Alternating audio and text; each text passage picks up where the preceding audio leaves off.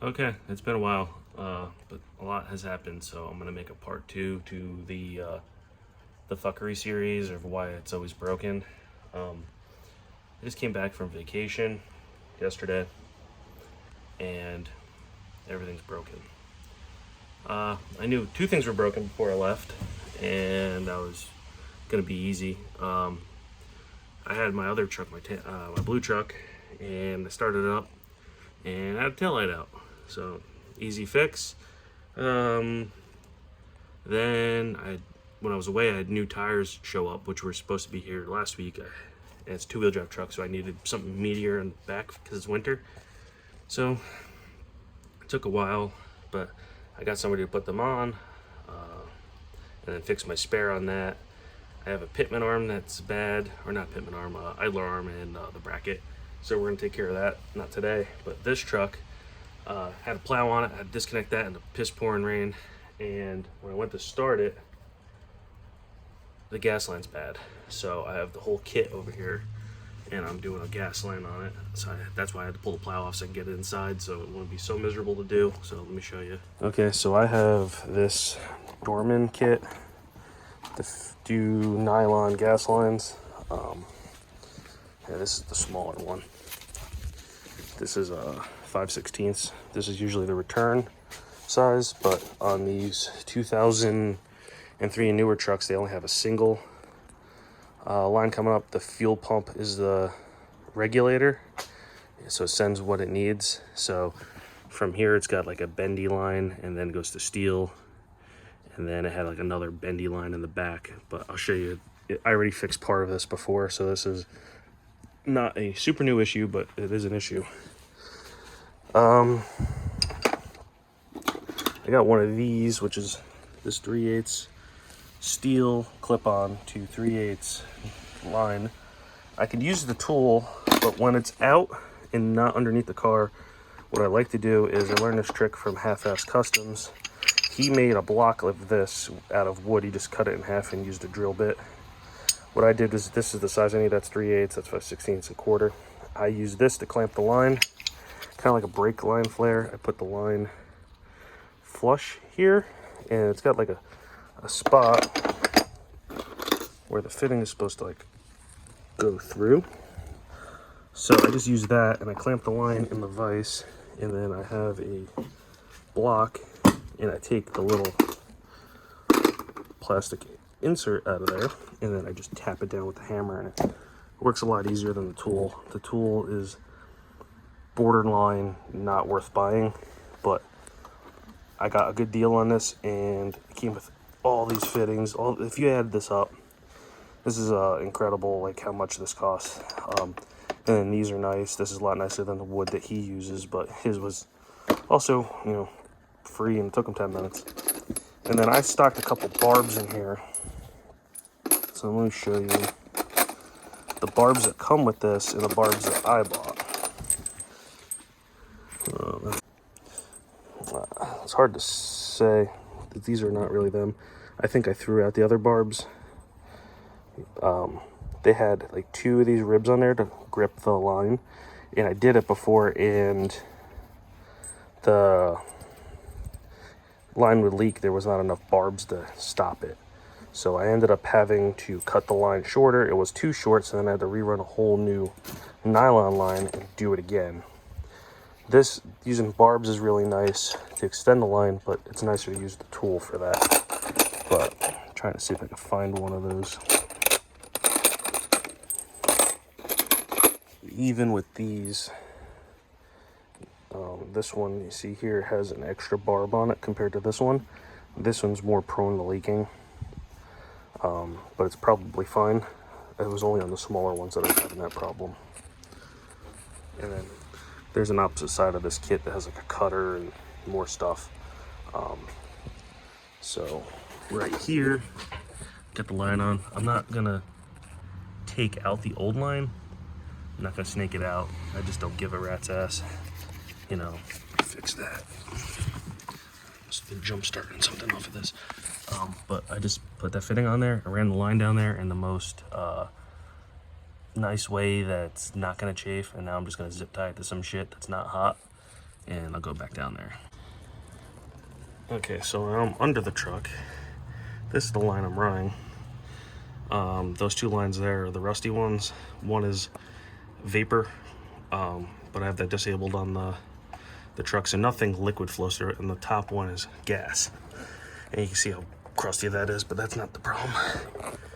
The problem is right here, this one, and right there. I think it's leaking right here where the crimp is. So we're gonna bypass that. And we just got that run to the back, so now I'm gonna zip tie it. I kind of don't like the way that's running, so I might do something about that. I have slack, which I didn't think I would have. And then this is where the problem was. You can see it was nylon to steel, and that's a specific fitting union for that. What I'm gonna use is I'm gonna cut this line, and then I have a nylon to nylon. This is a nylon to steel, so it's the same fitting, just the ferrule on the inside's different, and I can show you that too.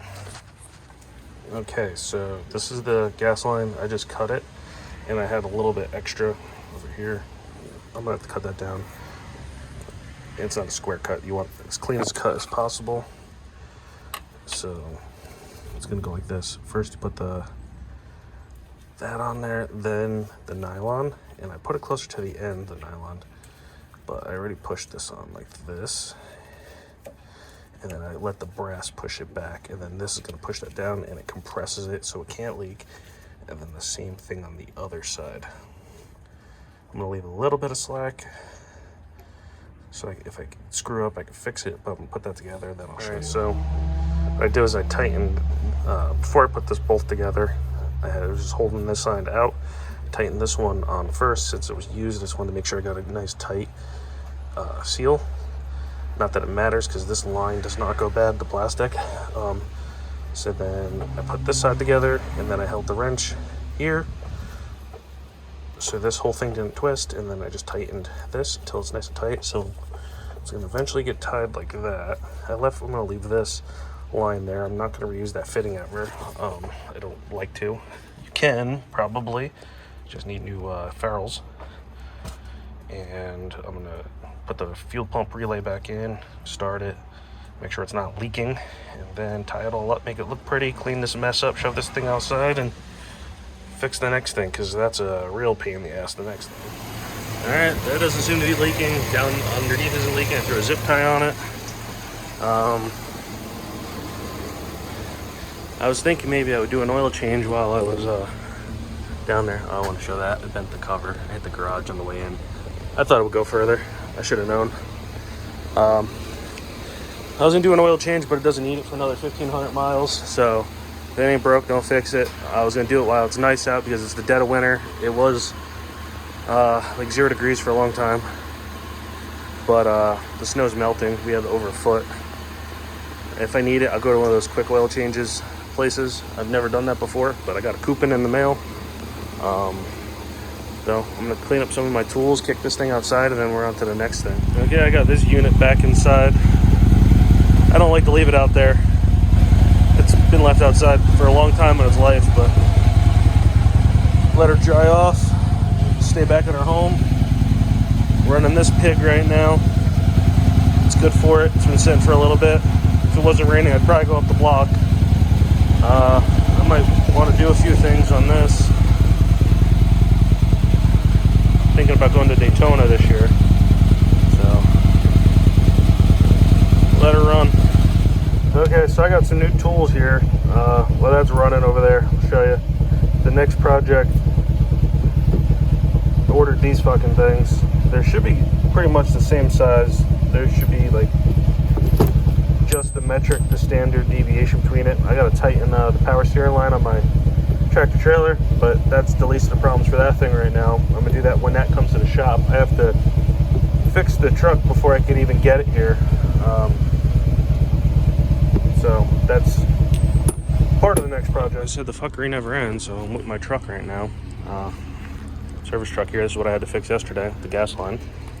And now I'm over here trying to yank the starter out, which is relatively simple. It's just 2 bolts for the wires, 3/4. And now it's just trying to get the bolts for the starter out. That one, super easy to get out. The other two, stucker than hell, so I went, just grabbed some more tools. This fits the ratchet pretty good, this pipe, so that seems like the most logical solution. But I did bring some more big tools. And I brought a right angle impact gun, which I don't think is strong enough to do it, but you know, if this doesn't do it, we're gonna give her a try. Well, the starter's out. Sometimes, this is the ratchet I use. Extensions don't usually work, but sometimes the classics work, which is this little cheater bar. I have all assortments of stuff. I put this over the ratchet. This is like, instead of double wrenching stuff, I tried taping that to it, so the top bolt. Well, the pipe worked on the bottom bolt, or I can get real close to it. The top one was a little hard to get to. I put that on there for about 3 minutes, and I was able to crack it loose with everything I had. And we're gonna clean this up, try and get me a starter. This is the starter. That's the part number. We're gonna go try and get me another one of these. Well, beautiful Poconos are no more. The fucking warehouse is going up everywhere. I can't wait to look at that beautiful concrete bullshit. Okay, so I brought this up to my shop real quick. It's on the way up to the place that has a starter. I'm gonna call them first, make sure they have this there. If not, I'm gonna order it, but I'm just doing a test on this son of a bitch to see if it's actually bad. So the relay's clicking. Starter no go. So I don't know if it's what it's supposed to feel like. Yep, so we're gonna try and get one. Okay, got the starter in. Clean the wires up with a little whizzy wheel. Everything's tight. Tighten the battery cables. Let's see if the pig starts. Haven't tried it yet.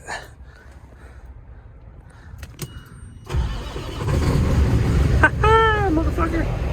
Right up. It's been sitting over a week. Hell yeah, it's a good running truck, I'll tell you.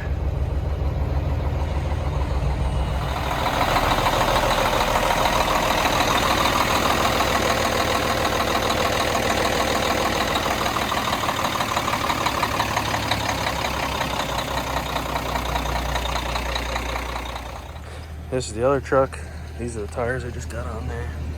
It's supposed to be pretty good for the snow or some kind of rating on them, but I just put 2 of those on. So now the truck can move in the winter, being 2-wheel drive. Got some weight in there. I guess I was bogging a little bit. That's basically what all the other tires look like, just highway tread. These ones are a little old and getting a little low, but I have 2 more to replace on the front, and then I'll get new ones. If this truck is even around by then. Okay, I got the truck over here. I'm doing the wheel seal.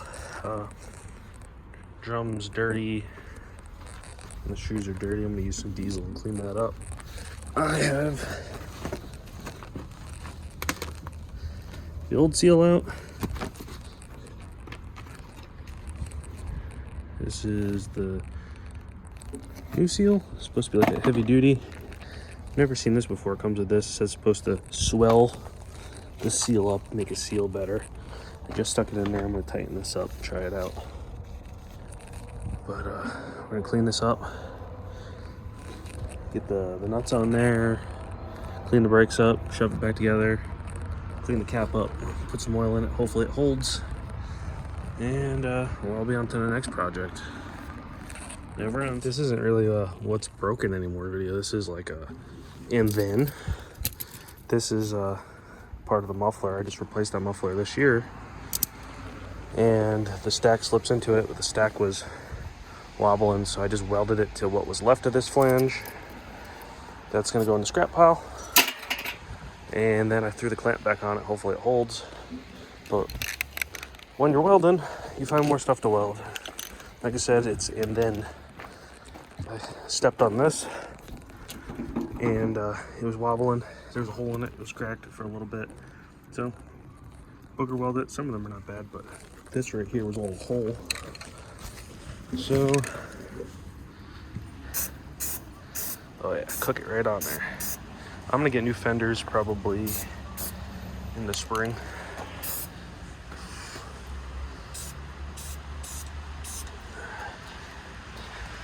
spray paint the muffler where I had the ground. Get the backside. Oh yeah, it's nice and hot. Cook it right on there. I did it fast too. It's kind of snowing, kind of rainy. It was worse a minute ago, but I got an expensive welder and I didn't want to wreck it. So that's that. On to the next thing. The last thing I'm fixing on this thing for this part was the idler arm and the bracket. I did a caliper, I believe this one here on this side, and then both rotors were beat. And I did pads as well. This was a couple weeks ago, and I noticed that wheel on the passenger side had a lot of play in it, shaking it side to side, and determined that it was this. So we got a new one in there now. A couple bolts. It's interesting. This is a 1500 HD. Has the same exact, and it's two-wheel drive. It has the same exact front end as my 2500 HD four-wheel drive does. The only difference is it doesn't have a stabilizer shock. You can see I greased it up already.